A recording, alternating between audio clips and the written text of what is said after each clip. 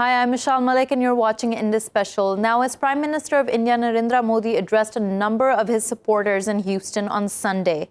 Scores of protesters stood outside the football stadium chanting slogans for Modi to go back. These protesters highlighted the plight of 8 million Kashmiris under lockdown and the millions of minorities within India who state that they are under attack. We take a closer look at this story today. Joining us to discuss it is Mr. Will Mole, who is a writer and editor at faithwire.com and is a journalist. He's joining us from Belfast, Northern Ireland. We're also joined by Mr. Gurcharan Singh, activist and a member of Dal Khalsa, an organization for Sikh rights from the UK, and Ms. Rua Shah, an analyst joining us from Istanbul. Thank you all for joining us and welcome to this show. Mr. Singh, now I'd like to begin with you. While we talk about what was happening in Houston, how many supporters came out to welcome Modi, outside it was mainly the minorities who were protesting. Now, is this reflective of the larger state of India? I think one of the biggest problems there when we're talking about these kind of events, what we have to realize, these are not organic audience. These are more in like rent-a-crowd, ship-in people, rather than having a more of a organic following. When we talk about Modi, a majority of his outgoings or his media, because this is a big media outgoing for Modi, so these are all staged. The majority of these people who were bought in, were shipped in, were rent-a-crowd, and we have put up evidence on our website and Facebook and everywhere that how they bought in people, they were hired out, they were paid free tickets, day in. There were no tickets available to general public. So these are the things we have to realize when we talk about popularity, and these are mainly staged events for Modi. Right. But when we're digging deep into that, even if this is staged, there must be supporters of Modi. Now, who do you think makes up these supporters? Listen, I'm not denying that he has supporters, but the difference is the organic nature of his following, which he's portraying to the global audience, is fundamentally flawed. He's a fascist dictator who wants to implement his theocratical point of view forcefully, not only to India, but Hindutva, his political ideology has a global ambition, which people must see. And this is part of, when we see these events, because this is not the first event he's done. Right. He's done multiple events like this. Especially the dates are being chosen in line with the theology of the Aryan theology. And the programs are held within that process and in holding that the fascist theology of Brahmanism. And the whole thing is orchestrated to a level that it's the entire design. If we talk about this current event he's done, it's called Howdy Modi. The whole the program is the name is complete. But if you look beyond nonsense, right, it is a staged event for Hindutva as a political policy. Firstly, right. Mr. Singh, now stay with me on that point. I want to move to Ms. Shah and talk to you a little about that this was a staged event to show Modi's support. But on that note, now, the optics at this point in time, how important are they for Modi? I mean, the rally that happened in Houston yesterday is the same for me as the rally that happened in Madison Square in New York in 1939 before Hitler invaded Poland, which was a celebration of fascism and neo-Nazism. You know, Modi is being called out as a fascist dictator right now. And the rally that happened yesterday is the part and is the evidence of the larger propaganda of the RSS and the BJP's politics in India that has happened. And it does not work only. I agree with Mr. Singh that it was not an organic audience in Houston yesterday. But we have to also look into how this rally was organized, because it's a part of the larger scheme of things that is happening in the politics of India, which is the murder of their own democracy, by the way. They have blurred all the lines of secularism. The fabric of Indian secularism has been completely changed. And this is the India right now. This is the new India that Modi and RSS have been working for in the last, I don't know how many decades. And when it comes to Kashmir, there was little, it was a little disappointing because there was not a lot of show of protesters with regard to Kashmir outside that rally. We'd have expected a larger crowd.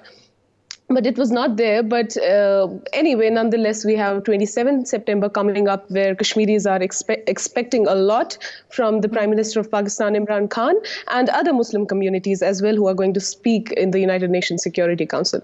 Right. Now, Mr. Molla, as we're talking about the Kashmiris and the Muslim minority, you wrote an article about the Christian minority in India, and I'd like you to give us more insight into that in order to understand what is happening in the Indian society right now in terms of all the minorities. Yeah, I mean, from my point of view, covering a lot of the Christian persecution, it's very clear that under Modi, this has increased massively. We've seen over 200 incidents of anti-Christian violence this year. It's just an astonishing amount. And it's really fueled by that rhetoric, which is that minorities, religious minorities in particular, don't have a place in India. And obviously, a lot of the attacks are at the hands of Hindu extremists, Hindu radicals, sort of ultra-nationalists who just think that Christians are part of a foreign faith that has no place in India at all. But it's absolutely clear, from listening to people on the ground and different persecution watchdogs and things, that it's getting a lot worse. And that's something which I think is underreported in the press, particularly in the mainstream media, and particularly in the United States. Even it's underreported. So we're trying to sort of bring attention to it. But it's unbelievable. I mean, I've got a whole list of articles, that even just within the last 2 or 3 months, just the most brutal attacks on Christians. And it's just no doubt that this is being fueled by toxic political rhetoric by Modi. It needs to be addressed. And Mr. Mole, you mentioned here how it's downplayed in most media outlets, not just within India, but internationally as well. Now, keeping in mind Modi's track record, I mean, before he became prime minister, he was barred from entering in the United States because of how of his role in the Gujarat massacres. Now, given all of this, what do you think is still suppressing this information, especially in the international media? It's difficult to say. I mean, it's very difficult to say because we see it so much. We're reporting on it so often, and it is really an almost daily occurrence. There's something like 27 attacks per month at the moment. So, it's almost one per day. And we're seeing it through a few different partners who are on the ground. But it's really difficult to get it from the Christian media into the mainstream. I think partly it's just the news cycle is crazy. There's lots going on. And a lot of the time it's just not top of the agenda. And that's what we're trying to do. And, we have gained some traction in that. We've seen that once we've actually been listing off the frequency and the brutality of the attacks, certain media organizations and news stations have picked it up. But it is a struggle. And we've really had to push and push and push to get that into the top news bulletins. Right. But it's hopefully will be addressed in the future, as we keep going with this. Right. Mr. Singh, going back to you and talking about the Sikh community at large and what their sentiments have been ever since Modi got re-elected, what are their fears? And especially when we're talking about the diaspora at this point in time, when they're seeing what is unfolding within India, what are your thoughts on that?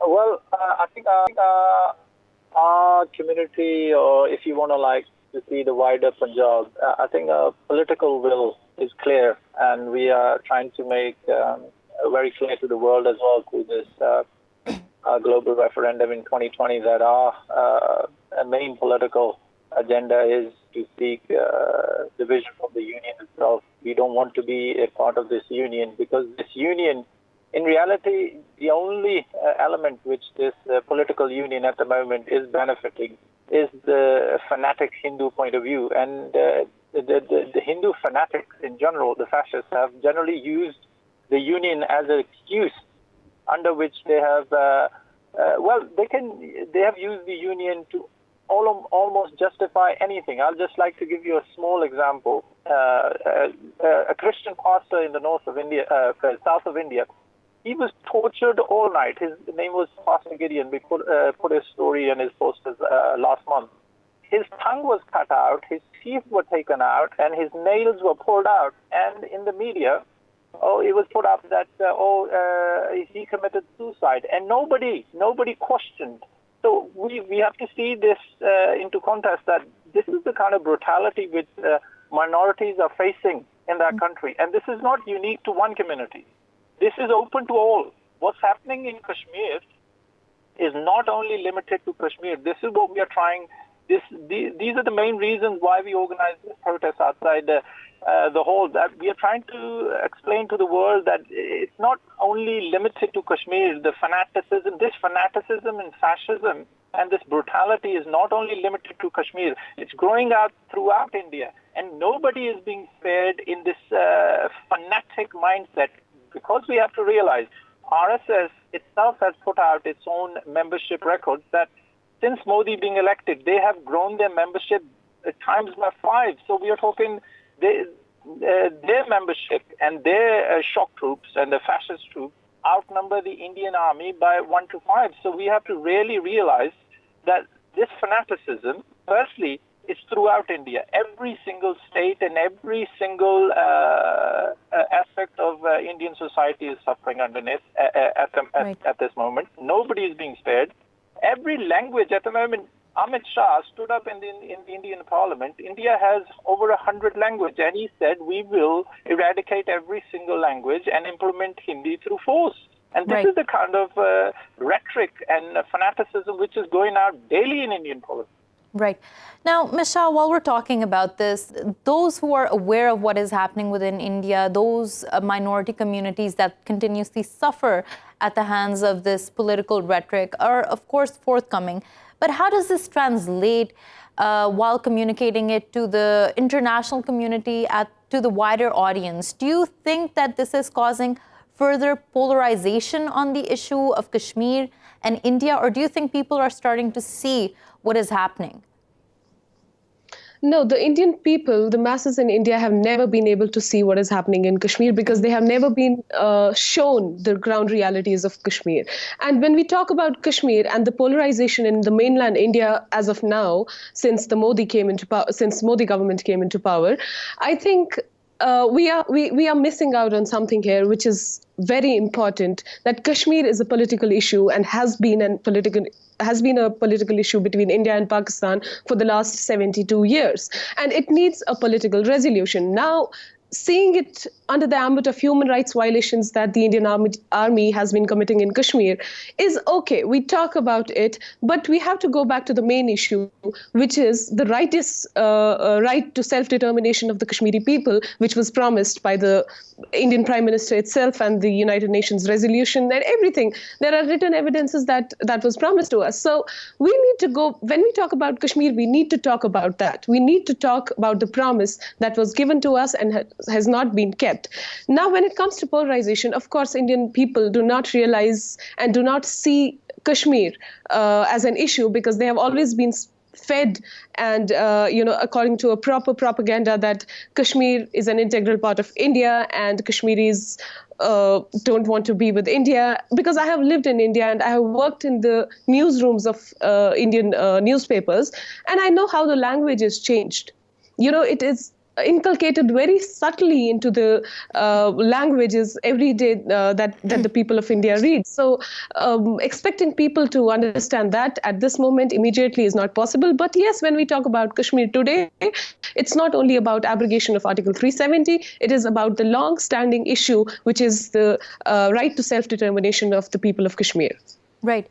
And Mr. Mulk, following from Ms. Shah was talking about here, that Kashmir requires a political solution because it is a political matter. Now, with the right-wing governments rising, their political rhetoric becoming more aggressive with everything that's happening, and this isn't just in India, but it is a global phenomena that we are witnessing. What do you think is going to unfold in the coming days, especially on the 27th?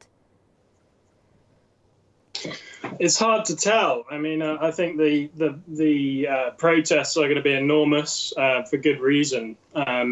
I think there's a sense by which that what Modi is doing isn't being addressed fully by a lot of politicians at the top level, and it needs to be. You know, from my background and what we've been covering with the persecution, it's astonishing to me that more Congress people aren't talking about this. More U.S. congressmen who are supposedly very much about religious freedom. And they talk about it a lot, and they send special envoys around the world to try and, take American values of religious freedom to other places. There's a huge welcoming of Modi, and you see what he's doing in India and what is transpiring there. It's astonishing. So I think there needs to be a real urgency from governments to actually stand up and say, look, this is a serious issue. I mean, we've even seen out of 218 incidents so far this year, there's only been 25 police reports filed of all those incidents. Well, that clearly shows that there's a complete and utter breakdown of the justice system and the policing process, and there's a distrust in the police in India and in these communities, and that needs to be addressed as well. There's so many justice issues which Congress people and these governments need to actually start standing up for the minorities and actually start to say, no, we need to change this and we need to campaign, and that requires bold action. Requires bold action from congressmen in the US who actually need to confront Modi about it and actually put it to him and say, what about this issue and what about this? And we've seen President Trump has done that on a few occasions. He did it,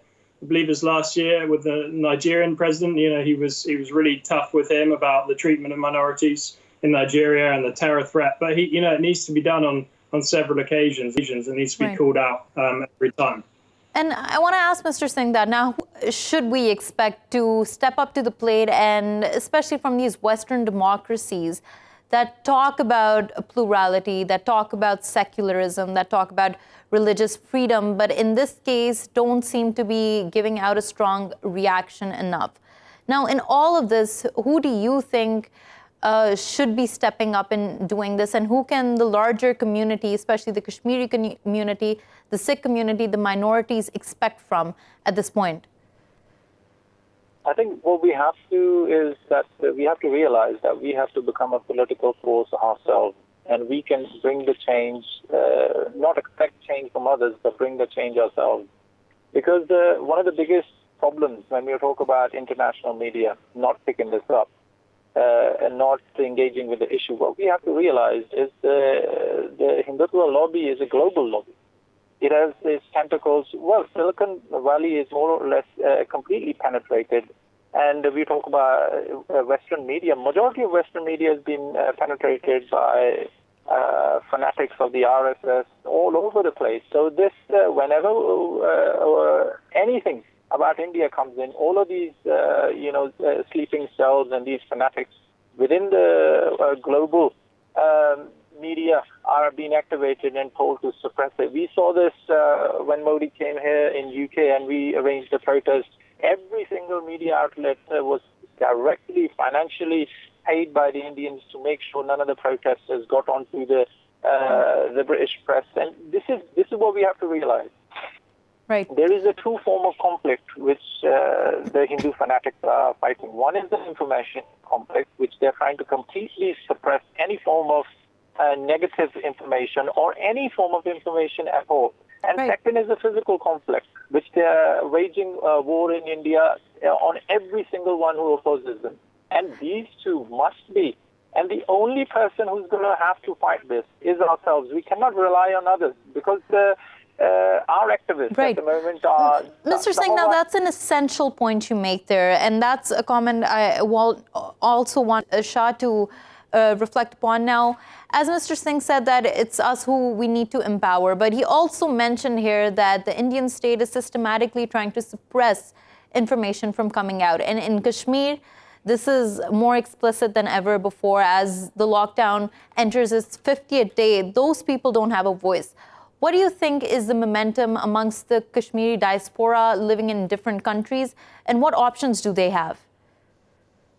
Of course, it's the 51st day of the communication blockade that is I think, the longest ever we have ever had. And Kashmiris are not being able to speak. Kashmiri voices are not being heard by the international community. So what we need right now is the active diaspora in almost all the Western democracies, as you mentioned. And Kashmiris themselves, I agree with Mr. Singh that we need to be the change, right? We can't expect others. So I think the responsibility comes to us directly. This generation of Kashmir needs to come out, create a stronger diaspora, and be able to have an influence on those who are in the position of powers, so that our voices are reached where they can be, and actually make an effect. So I think diaspora first, everywhere. They have to contact every embassies wherever there are Kashmiris around the world, Pakistanis or whoever is in support of Kashmir issue, should go to all those diplomats and talk to them, speak in whatever way possible. That is what we are doing. I mean, I'm a student, but I'm trying my best to speak for Kashmir in whatever way possible. And so are other Kashmiris around the world, organizing protests and everything. I think that is what we have in our hands. And first, we need to come out of Kashmir, because India is doing every possible thing to suppress every sort of voice that anybody raises in favor of Kashmir. Right. At that point, thank you so much, Ms. Ruasha, for joining us from Istanbul. Thank you, Mr. Will Mole, for joining us, and Mr. Gurcharan Singh for joining us. We're going to take a short break. When we return, we discuss the growing dissent in Egypt. Stay with us.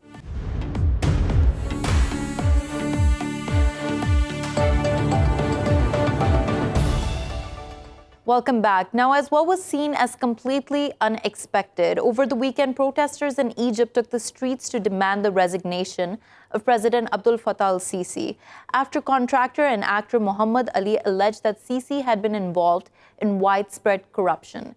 The question to be asked is, what do these protests mean for the Egyptian people? We take a closer look at the story. Joining us for this discussion is Ms. Dalia Fahimi, Senior Fellow at the Center for Global Policy and a Professor of Political Science at the Long Island University, joining us from Washington, D.C. We're also joined by Mr. Mohamad Elmasry, who's the Chair and Associate Professor of Journalism and Media at the Doha Institute for Graduate Studies, joining us from Doha. Thank you both for joining us and welcome to the show. Ms. Dalia, now let me begin with you.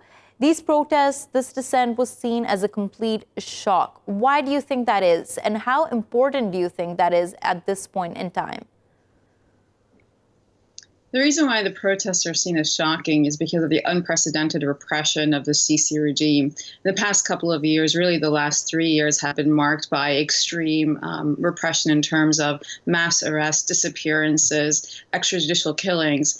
In the 2011 time period during the revolution, what became known as Generation Protest, today is known as Generation Jail, because the upwards of 60,000 political prisoners. And so for people to come to the street, whether it's hundreds or thousands, but just even a few, means that they're taking a huge personal risk on themselves. The fact that 273 people have already been arrested with whereabouts or conditions unknown is also telling. So on one hand, it is surprising that people would risk their lives to that extent to protest. On the other hand, it's not surprising because of the social, political, and economic repression that Egypt has endured in the past couple of years. If you look at the economic level, the average age in Egypt today is 25 years old. 25 years old for a population of over 100 million is a pretty dire situation in terms of economic and also needs for jobs. Now, when the situation is such that the population is so young and the internal debt of Egypt has tripled and the external loans have tripled and GDP growth, while 5%, doesn't really trickle down to the average Egyptian. On the other hand, rather, the average Egyptian's income has declined, and with extreme austerity measures and the rising price of basic goods, you can tell that the society has been choked to a certain extent. Add to that the fact that there is no free press, there is no freedom of expression. The calls for democracy, good governance, and transparency that were called for 2011 have not just completely disappeared, there is no such avenues. And in terms of politics, the fact that no independent political parties can be formed, no voices of dissent can happen in the political atmosphere, and that parliament and the judiciary have become rubber stamps to the regime itself, basically creating an extreme executive, lends itself to a population that today has been socially, politically, and economically squeezed. So while it's surprising that people would risk their lives, it's unsurprising because of the sheer conditions they live under. Right. And as you're saying, it is the sheer frustration, the conditions that caused for them to take this personal risk, go out on the streets and protest. But the larger question is, what will these protests lead to? What are your thoughts on that? It is honestly too early to tell. I think we have another critical moment coming upon us on Friday where the calls for people to return to the streets have been made. And so if people do indeed return to the street on Friday, and whether they're larger or smaller, I think we have to wait and see how the regime responds. So it's too early to tell what this will lead to or what this moment is. But I think it's a very important moment because to a certain extent, the fear barrier has been broken. And we should wait and see what happens this Friday and how, more importantly, the government responds. Right. On that point, thank you so much, Ms. Dalia Fahimi, for joining us and talking to us. Now, Mr. Elmasry, while we're talking about this, that it's too early to tell what this will lead to, there is this growing frustration and this cause to break the barrier that Sisi has imposed, the repression that the government has imposed upon the people. Give us a sense of that. How has it been during the Sisi years? Well, part of your question cut out, but I think I got most of it. The Sisi government is the most brutal and repressive in Egypt's modern history. And that's really saying something when you consider the fact that Egypt has endured about 70 years of military dictatorship. Gamal Abdel Nasser, Anwar Sadat, and Hosni Mubarak were all highly authoritarian. But in terms of just the sheer quantity of repressive measures that have been implemented and carried out, the Sisi government is really the worst of the bunch. Dalia already spoke to the arrests, the mass killings in the streets, the shutdown of all opposition media. Essentially, Egypt is a closed society. It's one-man rule. There is no room for competition. The very first thing that Sisi did when he took over in a military coup in 2013 is move to eliminate all forms of opposition. So he banned all of the serious opposition parties and all of the serious oppositional media. The second thing that he did after that is move to completely eliminate all forms of dissent. So we're talking about a government that monitors even social media, right? Egyptians have been arrested for things that they've written on their private Facebook pages. There's a really long laundry list of repressive measures that have been taken. So, as I said, and as Dr. Fahmy already indicated, it's a very brutal authoritarian government, and that's one of the reasons why people are surprised that Egyptians are being brave and risking their lives by going out into the streets. Right. On that point, I'd like to introduce another guest who's joined us, Mr. George Swazmali, who's a Middle East expert joining us from Budapest. Now, welcome to the show, George. While we're talking about the repression and the measures that were taken to silence dissent before this, and the fact that with these protests, it's a historic moment because that barrier has almost been brought down. Do you think the government, the military establishment would now be forced to engage with the people of Egypt? I have my doubts. They have the experience of what happened in 2011 to refer to, and I don't think they want to go down that path again. I mean, they don't want to go back to the overthrow of Mubarak, and then an opposition coming to power like Morsi, military coup, and so on. So I would be surprised if the Sisi government will respond in any particularly conciliatory way, particularly as I don't think that there'll be a lot of sympathy for the opposition, particularly in the United States, which again has the experience of what happened in 2011 to go by, or from anyone else. I think, again, the Europeans do not want chaos in Egypt. They don't want a flood of refugees pouring into Egypt. So I tend to think that Sisi will respond to the protests much more harshly than Mubarak did. Right. Now, Mr. Elmasry, on that point, the data that is coming out of those arrests that have been made show that most of the protesters do belong to the younger demographic. And as we discussed earlier, this is the main demographic that will be impacted by economic policies in the future as well. Now, Sisi's government cannot expect that this reaction will not come about again if the conditions worsen. Do you think that the government might move towards some form of economic reform? The Egyptian government is highly corrupt. I mean, I'm stating the obvious, but authoritarianism, military dictatorship, these kinds of governments breed corruption. So in many ways, these videos that have been released over the past 2.5 weeks by Mohamad Ali, this former military contractor, they're not surprising in the least. Really, there's nothing groundbreaking there. Egyptians know that their government is corrupt. The Sisi government says that it's implementing economic reforms, but all of its economic measures are really seen as helping the so-called top 1% of the Egyptian society. He expanded the Suez Canal. He is building a new administrative capital. The wealth gap continues to increase.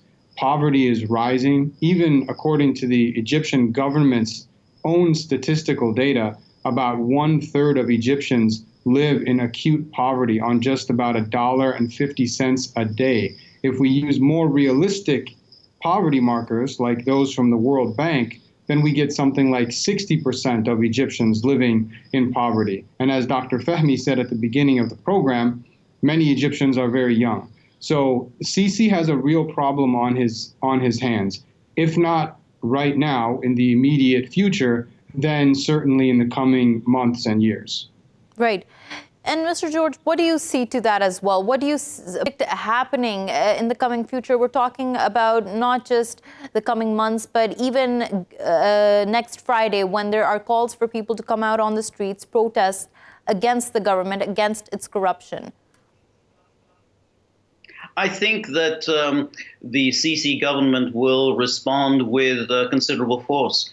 I think that they will go out of their way to make sure that nothing like 2011 will happen again, because, well, obviously the military, it doesn't want to have anything to do with anything that might lead to, again, a resurgence of the Muslim Brotherhood.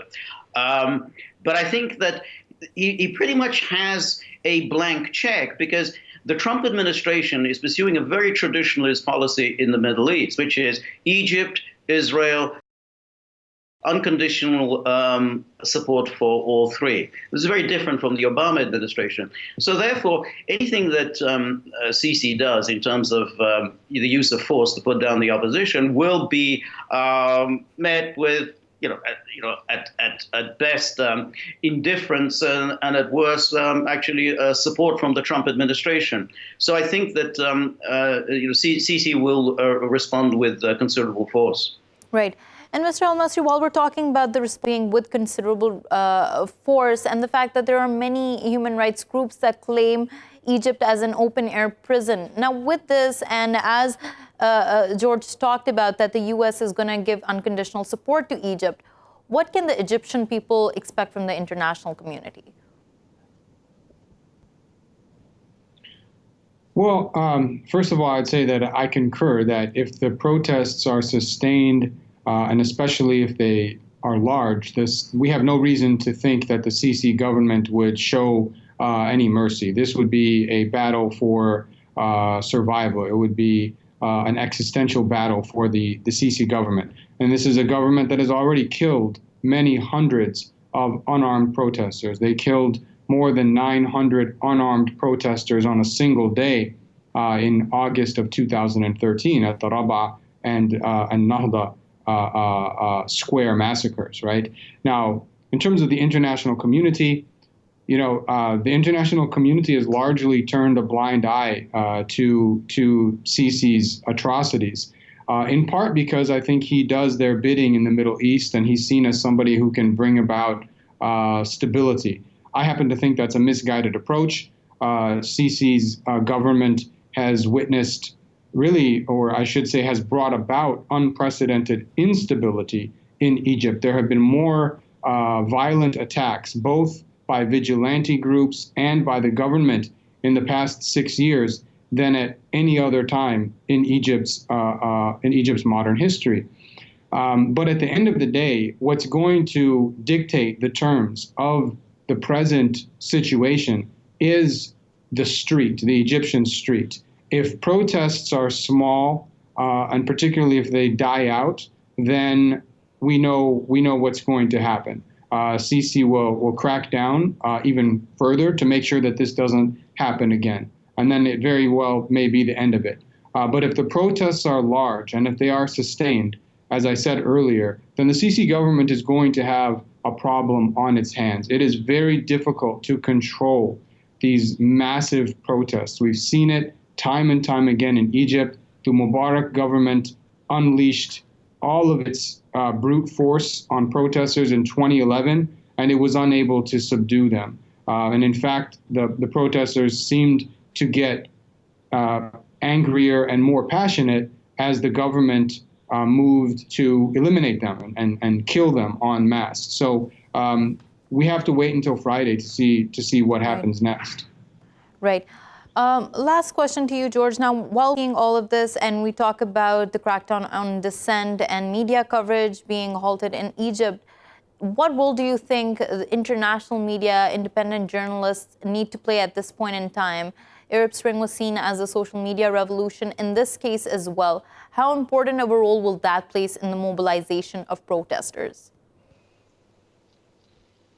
Well, it may certainly play a role, but ultimately I don't think it will be decisive. I think what will be decisive is the attitude of the Trump administration towards Sisi, and I think the attitude towards the European Union towards Sisi, because they have the experience of 2011 to go by, and they don't want to go down that path again. They don't want another uprising followed by a coup, followed by mass killings, and they will go for stability, and they will associate stability with Sisi. And so even if the repression will be quite nasty, I think that the Trump administration certainly will say that, well, we need this for stability, and therefore I don't think the social media will play the role that it played in 2011 when Obama was very ambivalent about what was going on during the Arab Spring. I mean, yes, on the one hand, Mubarak was an ally, but they didn't really want repression. This is not the case anymore. Trump is not ambivalent in any way. He's going to support Sisi all down the line. Right. On that point, thank you so much, Mr. George Spazmoli, for joining us from Budapest. And thank you, Mr. Mohamad Elmasry, for talking to us from Doha. Thank you for watching Indus Special. We will see you again tomorrow with more stories. Till then, goodbye.